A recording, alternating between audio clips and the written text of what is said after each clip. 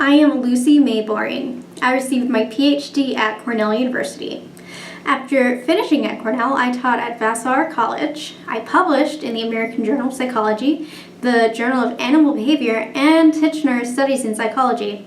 I became a member of the APA in 1913. For a year before I had children, I was the entire psychology department at Wells College. I was an honorary fellow at Clark University. Even when I was a mother, I would spend time in Clark's lab. If I had been allowed in Tichenor's lectures, my findings would have been more known by other psychologists. I would have been able to tell the men about my work and been taken more seriously as a psychologist. Psychology would be more advanced with the development of new ideas based on my findings, and women scientists would have been taken more seriously. Ah, finally a room with no women in it. Women are far too frail for the smell of cigar smoke, and I love cigars. Damn those women. Let's go see what they're doing. It can't be that bad. You boys, no. Come on.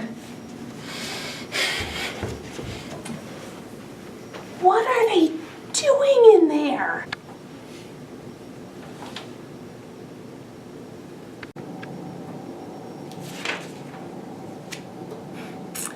My name is Mary Whitten Calkins.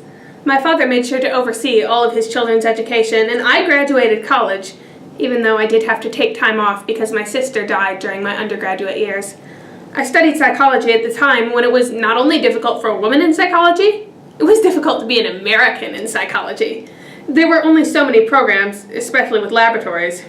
I was offered space in graduate programs at Yale and the University of Michigan, but Harvard had a lab, so I went there. My father had to petition on my behalf for me to study there, and I was denied a PhD from Harvard, but had 2 honorary degrees.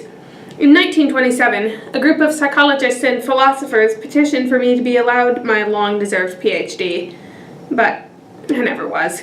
I was the 14th president of the APA, at a time when it was very rare for a woman to even get her undergraduate degree. In 1926, I was ranked the 12th most important American psychologist.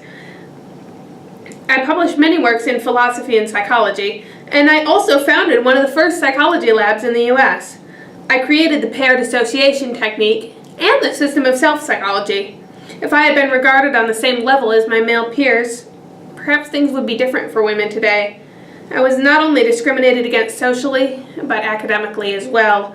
Even in today's universities, women are less drawn to work in laboratories, across disciplined. If I had been less discriminated against, maybe this wouldn't be the case. I'm glad you could all make it to the executive committee meeting. The American Psychological Association is so wonderful. Oh, I agree. In fact, next year I tend to run for president of the APA. A woman? President? Surely you jest. There are no intellectual differences between men and women. Let's eat. Can I have a table for 3, please? I cannot allow a woman into the dining hall. Can we just sit in the women's section? Surely I cannot allow 2 men into the women's waiting section. What if someone got cooties? In that case, you will allow us into the main dining hall. Will I not. assure you, we've had all our shots. Will not. Will too. Will not! Move aside, we'll seat ourselves.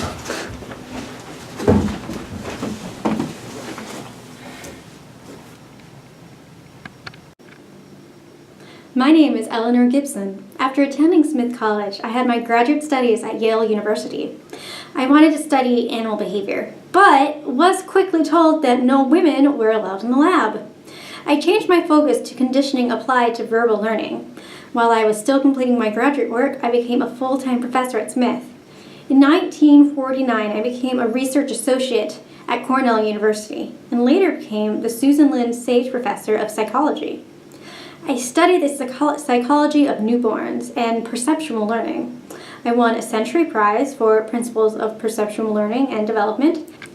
I had an honorary science degree from Smith College, a Wilbur Cross Medal from Yale University, the Distinguished Scientific Contribution Award from APA, the G. Stanley Hall Award from APA Division 7, the Howard Crosby Warren Medal from the Society of Experimental Psychologists, was elected to the membership of the American Academy of Arts and Sciences, the National Academy of Education, and the National Academy of Sciences.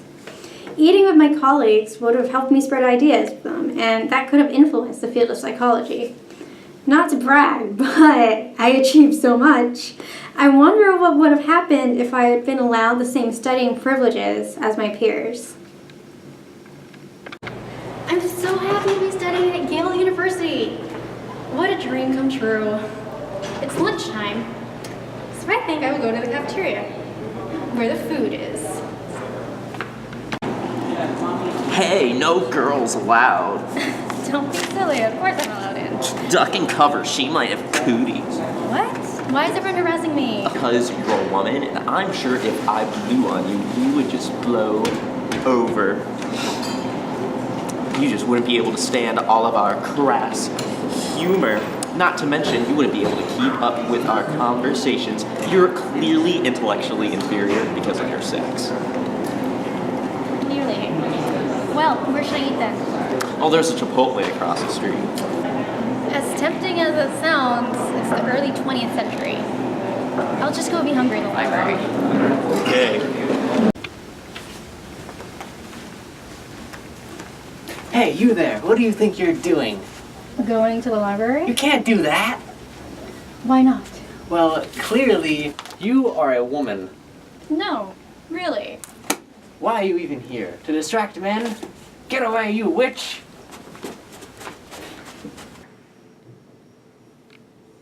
Hungry in the library, I guess.